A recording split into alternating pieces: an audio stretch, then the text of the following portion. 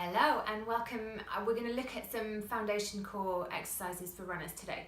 So if you're not sure whether you should be doing foundation or the stronger stuff, we've put a little tutorial on about what's right for you. But this is kind of core stability for runners 101. Anyone can do it, even if you don't think you have any core problems. It's worth just checking these things out to see if you can do them first. These types of things you can get better quite quickly. It's just becoming a bit more body aware of how to stabilize through your core and use your legs separately to that. It makes you a more efficient, a stronger runner. It protects you from injury, particularly around the lower back and hips. So I'm gonna have a lie down on here. Your core that we're interested in on these foundation ones is your deep core. Its job is to keep your pelvis set in stone regardless of what happens with your legs. So I'll tell you how to engage it, but really, if you can keep this still whilst you're moving your leg, you're winning. That's the game, that's all you have to be able to do.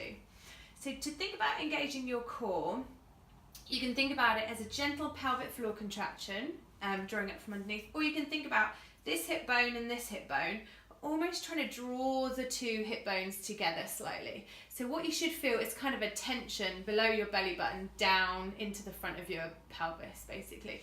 So thinking about that, what I want you to do first of all is see, if you imagine a spirit level between this hip bone and this hip bone, can you keep the bubble of that spirit level in your belly button whilst you open that right knee out to the side? So here's the game. The pelvis doesn't move, and my left knee, I should be able to rest a cup of tea on it or a gin and tonic on it without spilling anything at all. Okay, so this stays really, really still, and you're moving your legs separately to your back. It's gonna stop you from hitching up through your side when you're running, which we see quite a lot, and that can cause some pelvic girdle problems in women when they run. So just to make it clear, here, hip bones stay facing up to the ceiling, my leg moves separate to that. If you haven't quite got it, as that knee goes, you're gonna go with it, so you drop and roll.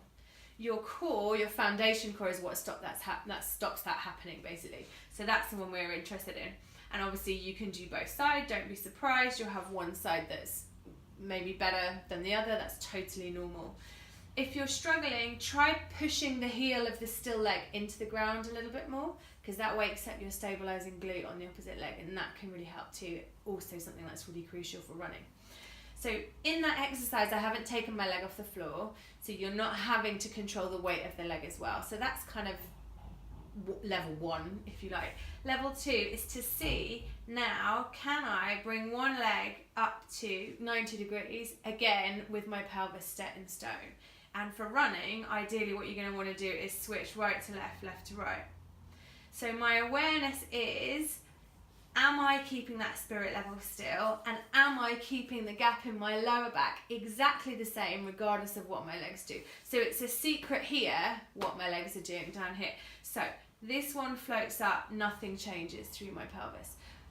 What you're likely to see is, as say this one comes up, you roll towards it or you flatten out into your lower back, and we want to keep that really still.